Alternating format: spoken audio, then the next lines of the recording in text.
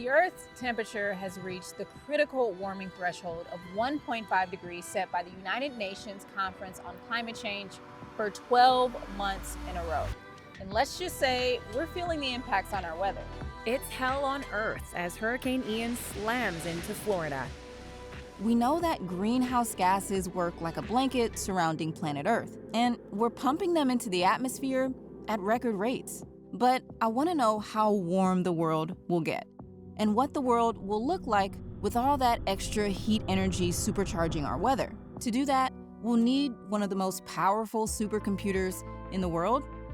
An idea of how greenhouse gases compare to the past? I am holding 55,000-year-old ice. And how our emissions of those gases are changing in a surprisingly hopeful way.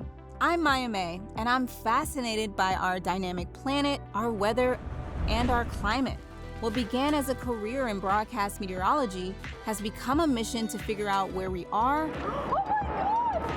and where we're going as we leave this long, stable climate period and enter the hockey stick era. So in this episode, we're gonna see what the most advanced climate models say about each region in the US. And we're gonna witness a trend that's happening all over the world, and that's also reshaping those models' predictions for our climate. Oh, what? Oh my God! Whoa! Oh my God! There's a lot of scary and depressing news about climate right now, and so many people are experiencing extreme weather, heat waves, and flooding firsthand. But I want to talk about why I think our collective understanding of the current situation is wrong. First, I'm going to Oregon State University to try to get a sense of how much carbon dioxide we're emitting by looking at an ancient piece of atmosphere literally frozen in time. Hi, Maiya. Katie, how Welcome. you doing? Nice to see you. So here at Oregon State University, we study Earth's climate history. We have something like 9 miles of marine sediments that were poured from all over the world. And so using these archives, we can go back in the past, sometimes tens of millions of years, to reconstruct how Earth's climate has changed in the past and evolved over time. You did this recent study. Yeah. I'm really curious to learn more about this particular study. Can you tell me about it? Yeah, we were interested to know how carbon dioxide concentrations in the atmosphere changed during the last ice age, right? And so we did that by measuring ancient atmosphere that's trapped in ice cores. The cores were drilled in Antarctica and stored at -30 degrees. So to see them, we wore the same suits they wear in the field. All right, here we go. Is this how Antarctica feels? Oh yeah. Oh my goodness. So here's a chunk of an ice core. This ice is 55,000 years old. Wow. This is how we know what goes into our climate models and what our climate was like in the past. I mean, it's awesome. It looks a lot different from the ice you find in your freezer. Yeah. It's got a bunch of little tiny bubbles that are frozen in the ice, and they contain ancient atmosphere. And so we can bring this into the lab, release that gas, and then measure it to see what the greenhouse gas concentrations were in the past. Okay. So we put the piece of ice in a steel container that's frozen, and then we vacuum out all of the modern air, and then we crush the ice with some steel pins. We collect that gas to tell us the concentrations of CO2.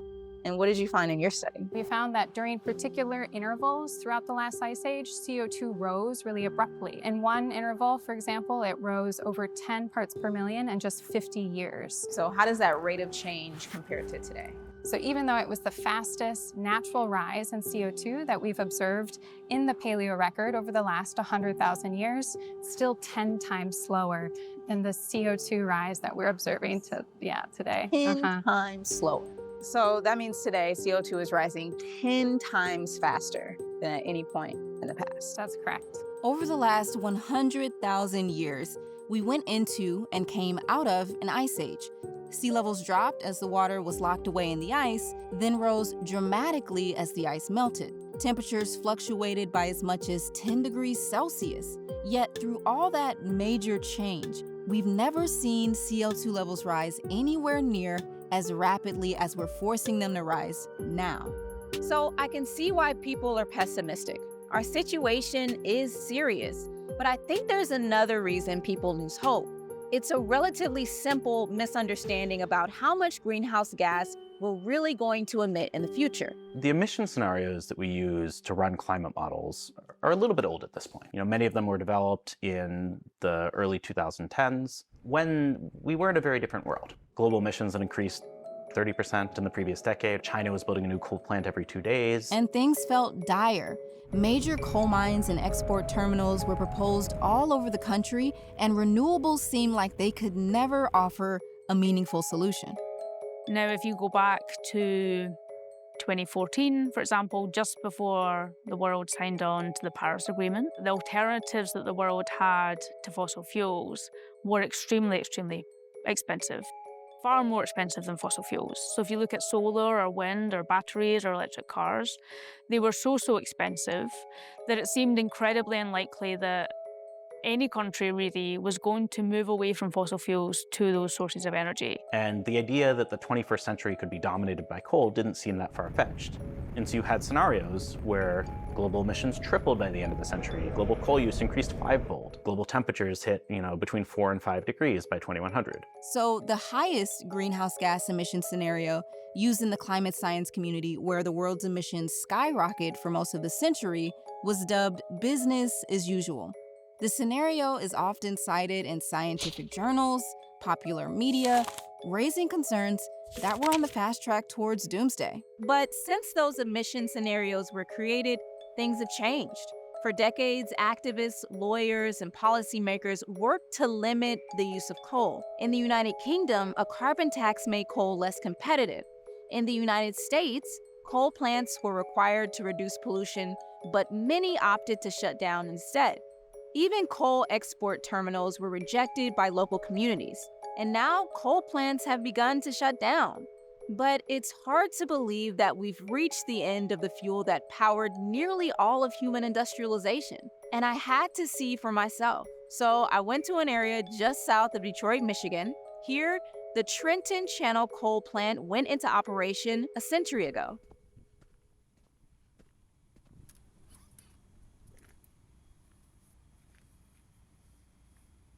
All right, so this coal plant that we're going to was shut down a few years ago, and now at 6 a.m. on June 21st, 2024, it will transition away from coal forever. And it's not alone.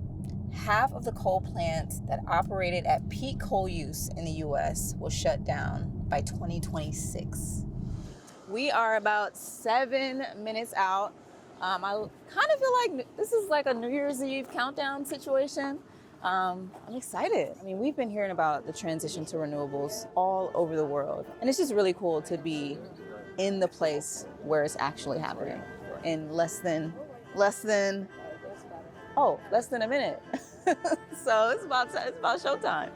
They said there would be 1 minute. 1 minute. 1 minute. 1 minute. There's gonna be 3 horn blasts right before it happens. So that should be happening here very soon.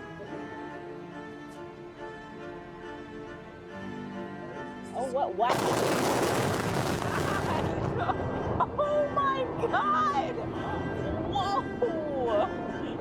Oh my God!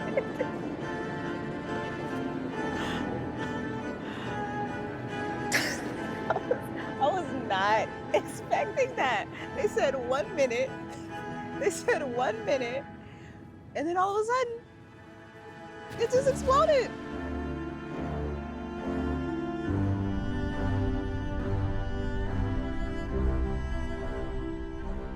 So that very, very high emission scenario, which leads to very, very severe and very, very alarming climate outcomes, is probably unlikely at this point. The issue is that it's often referred to still as business as usual, when the reality is that we're no longer on that pathway. It's pretty clear that that world, even if it might have been possible back then, is not really possible today. Clean energy is the cheapest new form of energy in most countries. Utilities are actively moving away from fossil fuels. A new battery storage system will soon be built on the site of the demolished coal plant, and it'll be the largest standalone energy storage site in the Great Lakes region. Coal plants are being demolished all over the U.S.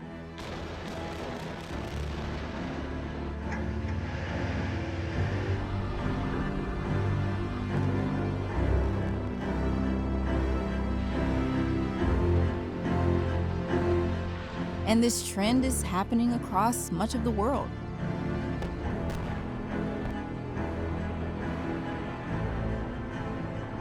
There is a reasonable chance that either this year or within the next few years, global coal use will peak. On our current path, the world is likely to double the warming we've already experienced. And that's pretty terrifying because as the world warms, every fraction of a degree matters. But I think we should be encouraged by the progress we've made in the last decade. For all of human history, producing energy has been synonymous with burning stuff. Campfires for cooking, burning coal in the early days of the Industrial Revolution, burning oil and gasoline in our gas tanks. And so what we're talking about when we talk about a clean energy transition is fundamentally moving away from that toward a world of producing electricity without burning stuff. Solar really transformed what our energy future could look like and has really defied all expectations. So the International Energy Agency publishes yearly forecasts of what solar uptake will be, and they've been historically exceedingly bad at predicting this. This is another reason that all of the climate doom people are feeling makes sense. Every year, the world's foremost energy authority told us that solar adoption would plateau. Real-world adoption would jump, and again, they would project a flat line. But it didn't plateau. Solar adoption has increased exponentially, and the reason for this growth can be explained by something called the learning rate. For solar, the learning rate is 20%. So if you double the amount of solar panel globally installed, that means that solar panels become 20% cheaper. And that happens each doubling. The declining cost for every doubling of capacity has happened for 40 years. It's so widely accepted that humans don't easily identify this type of change that there's a name for this idea: the exponential growth bias. They vastly underestimated how quickly the prices would fall, and they vastly underestimated how quickly these technologies could be deployed. Solar has fallen by around 90%. Onshore wind by around 70%, batteries by around 90%, such that they're now undercutting the cost of fossil fuels. And now they are so cheap that even people who don't care about climate change as an issue are going to be adopting clean energy because it is cheaper than coal. And that fundamentally changes the trajectory of where we're headed. Still, our planet is warming fast, and the impacts are hard to ignore. Coal use is probably near its peak, but the use of oil and gas is still growing, and CO2 levels in our atmosphere are breaking new records every year. Low-carbon energy sources are being deployed faster than fossil fuels, but we're nowhere near net zero greenhouse gas emissions. So what we're experiencing today is a race between the impacts of climate change and the adoption of renewable energy. Dr. Marshall Shepard. How are you? Oh, good. It's good to see you again. Good to see you again. We go way back. Yes. Can you put 2023 in terms of climate change into perspective for us? Yeah, well, record year. We know it was the warmest year on record.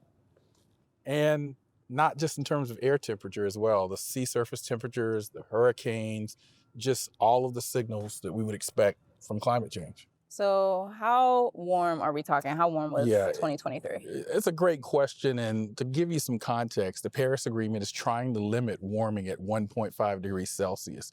For several weeks to months, we exceeded that threshold. What worries me is that we're warming, and I fear that we'll see a continued trajectory and a rapid increase over time. 2023 brought us some of the warmest air and ocean temperatures on record, and it wasn't even close. And in 2024, that trend continued. In 2015, nearly every country in the world agreed to the goal of limiting warming to 1.5 degrees in the Paris Agreement. Now, for the first time in modern history, global warming has been above 1.5 degrees for more than 12 months. So I visited one of the most powerful supercomputers in the world to find out what climate models say about the impacts on our weather. Climate models, in a nutshell, are these systems of mathematical equations describing the physics and chemistry of really how the world works. But crunching those numbers on the scale of the entire Earth's climate requires some serious hardware. And in here is derecho. Oh, wow. This machine is a 19.8 petaflops machine. It'll do 19.8 quadrillion calculations per second. We put all of our climate data into the machine, and it will take months to render some of these projects. It's a lot of computing power. So many of the scientists I've talked to for this series use this computer to run their projections into the future. You create hundreds of simulations of the future climate, and that gives you then probabilities and uncertainties of what the future climate look like. But even those climate models have some pretty big uncertainties. And those uncertainties are really in two categories. One is how sensitive the climate is to our emissions. As we add greenhouse gases into the atmosphere, the world warms. But how much depends on things like the amount of sea ice, the amount of snow on land that bounces heat back into space, and how our warming climate affects cloud cover. And those have a lot of uncertainty in them. And then the final element that comes into play when we're trying to figure out how much the world is going to warm in the future is how the carbon cycle responds to our emissions, or what we call carbon cycle feedbacks. Right now, the ocean and the biosphere absorb about half of the CO2 that we emit from burning fossil fuels. And that's really important because it reduces global warming. But as the climate warms, they're expected to absorb less of that CO2. But we don't know how much less. And so this combination of uncertainties in climate sensitivity and uncertainties in carbon cycle feedback means that even if we know precisely how much humans are going to emit in the future, there's still a pretty big range of possible temperature outcomes. Although it's unlikely that we're headed towards the most extreme scenario, we'll almost certainly pass the 1.5 degree goal laid out in the Paris Agreement. And to stay well below 2 degrees of warming, we would have to reach net zero emissions by 2050 and be almost halfway there by 2030. But we're not on track to stop burning fossil fuels that quickly. Temperatures will continue to rise, and they'll continue to rise until we get emissions to net zero. But there is some more good news. Most scientists now agree that the world will stop warming relatively quickly once we stop emitting greenhouse gases. The Earth will find balance as oceans, trees, plants, and even rocks absorb enough carbon to stabilize our climate. So I wanted to know what climate models say about how our weather will change. What's our nation going to look like as the climate warms?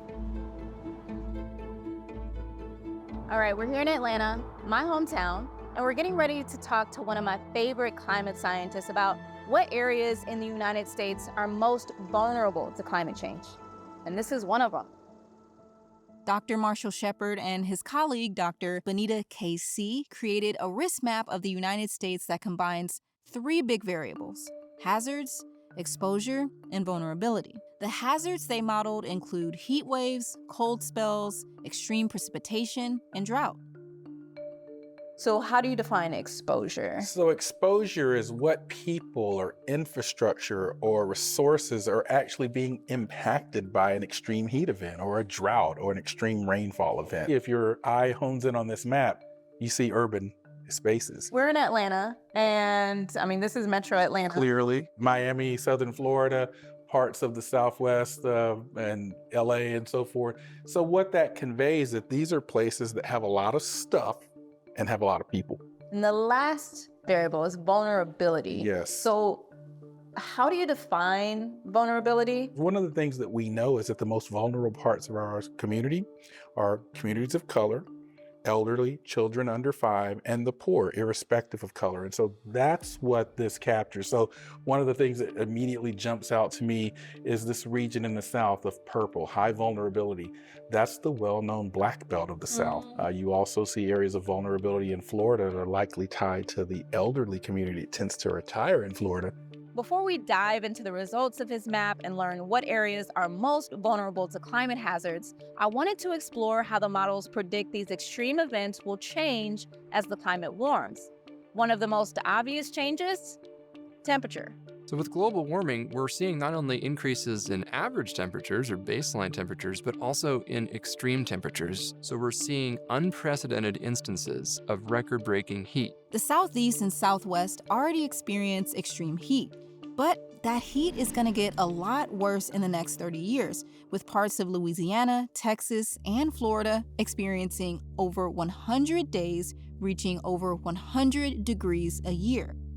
And days over 125 degrees used to be virtually non-existent, but by 2053, large areas of the country are expected to have at least one day a year reaching that incredible extreme. And at that temperature, a prolonged power outage could cause mass mortality. We should not be surprised by warmest summers on record, warmest winters on record, or warmest year on record. I think we'll see that story over and over and over again. If you Google climate change, you get images of polar bears on melting sea ice, and you get images of drought. A lot of people assume that a warming world means less water. But as I've learned from talking to experts throughout the series, the future of precipitation is a lot more complicated. In fact, for every degree of warming, the atmosphere holds 7% warm moisture. With the exception of the Southwest, much of the country is expected to get wetter on average, but it's often the extremes that impact people and homes. A 2024 study showed how extreme precipitation events are expected to get worse as the climate warms. 53 million people currently live in high-risk areas, but that number could double with 2 degrees of warming. And so what we see is that the atmosphere not only can produce more extreme precipitation events, but can also result in more intensive or faster evaporation when there's moisture available to evaporate. So that means both more rain and more drought. And while they are more difficult to model, hurricanes and wildfires are causing catastrophic damage in our warming world. In the last decade, wildfires have caused hundreds of billions of dollars of damage across the West and parts of the Southeast, and hurricanes have devastated coastal communities. And sea level rise will be a big threat along the whole eastern seaboard and the Gulf Coast. But of course, we don't all experience these hazards equally, and that's exactly what Marshall wanted to show in his climate risk map. The areas that are popping out to me, Yes. obviously Florida, Exactly. California, Yep. the Gulf Coast. Gulf Coast. Let's talk about Florida first. Very vulnerable to sea level rise, very vulnerable to heat, but also an elderly, aging population as well. There's an envelope of temperature, humidity that human beings are comfortable living, and we get outside of that, it causes heat risk and potential death. We are seeing days or even weeks where temperatures and humidity combined are outside of that envelope of habitability for humans. In addition to, remember that exposure term we talked about, not only the people, but the infrastructure. This is sort of petrochemical alley, a lot of industry in here. So when we bring that together, you get high risk. We know that the deserts southwest in California are vulnerable to drought, extreme rainfall, and water scarcity. And extreme precipitation and flooding is also a big hazard in the densely populated Northeast. But cities, Marshall found, were particularly vulnerable. Let's use Atlanta. Let's break this down. Extreme flooding is not just the function of what falls from the sky as rainfall, but Atlanta also has a significant urban footprint in terms of impervious surfaces. So what that does is when we get these more intense rainstorms, the rain falls, it doesn't infiltrate into the soil, it runs off rapidly into streams and creeks and you get flooding. And those surfaces are hot. And so they absorb heat and re-radiate that at night and we get the urban heat island. So in your opinion, what is the place that is most at risk? This is a very skewed scale. It goes from 0.5 to 20. So South Florida, parts of the mouth of the Mississippi near New Orleans, and Los Angeles County, they're screaming at us for help. I mean, I love this map. It really drives home the fact that, adaptation and mitigation and resiliency is so important. And it's going to continue to be important because we're moving into the riskiest areas. Yeah, we're there. We're living this map. The map shows that climate variability and climate vulnerability is present in almost every county in the United States. There's no safe haven to climate change, I would say. Remember when we talked about the business as usual scenario? The one that could have been our reality if coal were still king?